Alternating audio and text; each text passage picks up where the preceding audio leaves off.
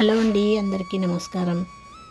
ఈరోజైతే నా మార్నింగ్ పూజతో స్టార్ట్ అయిందండి. మార్నింగ్ త్వరగా లేవడం వలన మన పనులు అనేటివి త్వరగా అయిపోతాయి. ఎలాంటి హడావిడి లేకుండా చాలా నిదానంగా చేసుకోవచ్చు పనులు అనేవి. మనం ఫస్ట్ అయితే పూజ చేసుకోవడం వలన చాలా ప్రశాంతంగా అనిపిస్తుంది. ఒక్కొక్క పని మెల్లిగా చేసుకోవచ్చు. నేనైతే ఈరోజు మార్నింగ్ 5 o'clock లేచానండి. లేచిన తర్వాత ఇంట్లో తుడవడం, అలాగే కంపౌండ్ మొత్తం కడిగేయడం, ముగ్గులు పెట్టేసి వచ్చి ఆ తర్వాత నేను స్నానం చేశానండి. స్నానం చేసిన తర్వాత వచ్చి పూజ అయితే చేసుకున్నానండి. పూజ చేసుకున్న తర్వాత కాసేపు అలా ఉండి తర్వాత వంటగదిలోకి అయితే వచ్చేసాను. లేదు అంటే రోజు హడావిడి మీద త్వరగా పూజ అంటే రోజు కూడా స్నానం చేసి పూజ చేసి వచ్చిన తర్వాతనే వంటగదిలోకి వస్తాను. కాస్త లేట్ అయ్యేది, 7 అయ్యేది.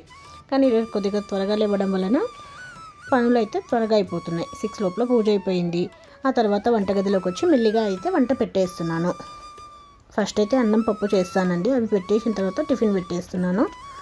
ఎందుకంటే మళ్ళీ మనం టిఫిన్ చేసిన తర్వాత వంట చేయాలి, అన్నం పప్పు ఏమైనా చేయాలి అంటే లేట్ అవుతుంది. పిల్లలకు బాక్స్ పెట్టేయాలి కాబట్టి ఫస్ట్ అయితే పప్పు అన్నం అయితే పెట్టేస్తున్నాను. తర్వాత టిఫిన్ చేస్తాను. ఈరోజు చపాతి ఆలుగడ్డ కర్రీ అయితే చేస్తున్నానండి. ఫస్ట్ అయితే పప్పు పెట్టేస్తున్నాను. మెంతికూర పప్పు పెట్టేస్తున్నానండి.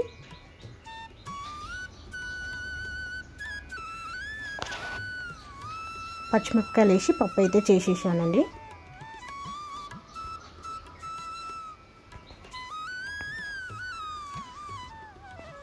నేనైతే పప్పు ఇలా మెత్తగా రుబ్బుకుంటానండి. పచ్చిమిరపకాయలు వేయడం వల్ల మా పిల్లలు ఎక్కువగా పచ్చిమిరపకాయలు వస్తాయి అని అంటారు. కాబట్టి ఆ మిరపకాయలు అనేటివి కనిపించకుండా రుద్దేస్తాను.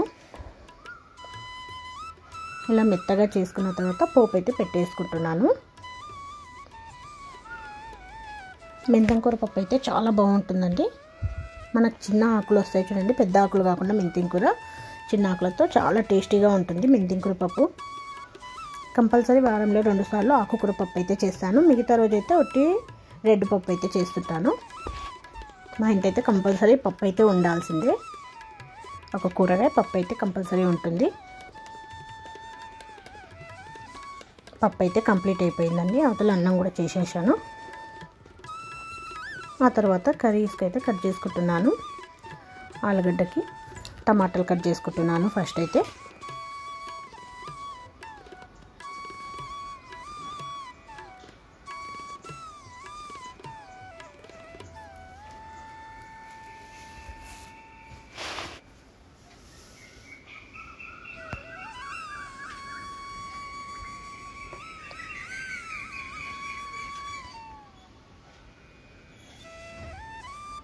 అయితే టమాటాలు కట్ చేసి పెట్టేసుకున్నాను. ఆ తర్వాత ఉల్లిపాయలు కట్ చేసి పెట్టేసుకుంటున్నాను. లాస్ట్కి అయితే ఆలుగడ్డలు కట్ చేస్తానండి. ఇప్పుడు కొద్దిగా హడావిడి పెరిగిందండి. కొద్దిగా టైం అయ్యే కొద్దీ ఇంకా కర్రీ చేయాలి, చపాతీలు చేయాలి కాబట్టి కొద్దిగా హడావిడి అయింది.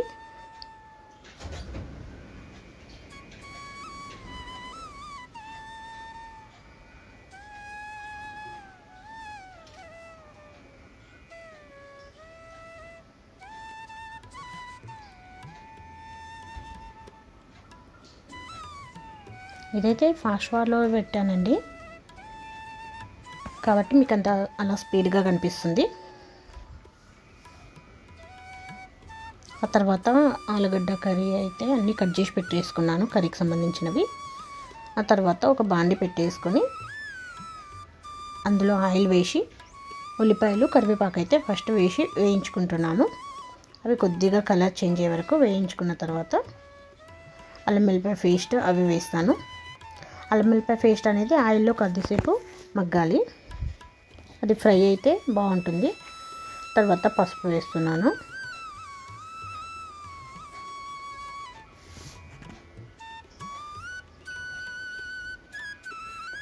టమాటాలు వేసేసాను. మనం ఆలుగడ్డలు వేసిన తర్వాత టమాటా వేసామంటే త్వరగా టమాటా అనేది అయితే మగ్గదు. కాబట్టి ఫస్ట్ టమాటా వేసి ఉప్పు వేస్తాను. ఆ టమాటా మగ్గిపోతుంటుంది. తర్వాత దానిలోని కొద్దిగా మెంతికూర, కొత్తిమీర అయితే కడిగి పెట్టేసుకున్నాను. కొద్దిగా పప్పులు వేయంగా మిగిలిపోయింది, అది ఇందులో వేసేసాను మెంతికూర. అవి కొద్దిసేపు ఆయిల్లో మగ్గిన తర్వాత ఆలుగడ్డ అయితే వేస్తున్నానండి.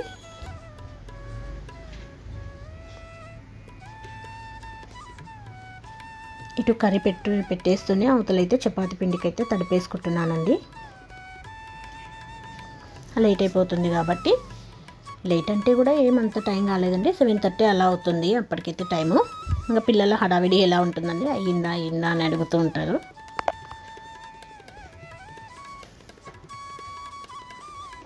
ఇలా కొద్దిసేపు ఆలుగడ్డ కూడా మగ్గిన తర్వాత కారం అయితే వేసేసుకుంటున్నానండి. దీన్ని కూడా కొద్దిసేపు సిమ్లో పెట్టేసి మగ్గనిస్తాను.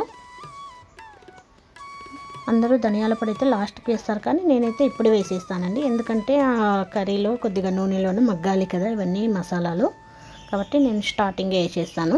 ఇప్పుడు కారం ఎప్పుడైతే వేస్తామో అప్పుడే నేను ఇది ధనియాల పౌడర్ అయితే వేస్తాను. కొంతమంది అయితే లాస్ట్ కర్రీ దించే ముందు వేస్తారు, నేను అలా ఏమి వేయను, స్టార్టింగ్ నేనే వేసేస్తాను. కారం ఎప్పుడైతే వేస్తానో వెంబడే అది కూడా వేసేస్తాను. ఇలా కొద్దిగా ఆయిల్లో మగ్గిన తర్వాత సిమ్లో పెట్టి మగ్గించాలండి. అసలు ముక్క అది ఆలుగడ్డ అనేది ఉడికిందా లేదా అనేది ఒకసారి చెక్ చేసుకోవాలి. అది కొద్దిగా మగ్గింది, ఆయిల్లో ఫ్రై అయ్యింది అన్న తర్వాత మనకు కావాల్సినన్ని కొన్ని వాటర్ వేసుకోవాలి. ఇప్పుడు అది ఒకవేళ ఏమైనా మగ్గకపోయినా ఇప్పుడు ఈ వాటర్లో అనేది మగ్గిపోతుంది. లాస్ట్ అయితే నీళ్ళు మొత్తం ఇంకిపోయే వరకు అయితే ఇలా మగ్గించుకోవాలి. నీళ్ళైతే అన్నీ వెళ్ళిపోయాయండి. మనం అప్పుడు కర్రీని ఇలా కలుపుతుండడం వల్ల ఇలా అయిపోతుంది. ఓకే అండి, మీకు ఈ వీడియో నచ్చినట్టయితే లైక్ చేయండి, షేర్ చేయండి, సబ్స్క్రైబ్ చేయండి. వంట అయితే కంప్లీట్ అయిపోయిందండి. పప్పు, ఆలుగడ్డ కర్రీ, అన్నం అయితే కంప్లీట్ అయిపోయింది. ఇప్పుడైతే చపాతీ అయితే చేసేస్తున్నాను అండి. ఓకే అండి, థ్యాంక్ యూ.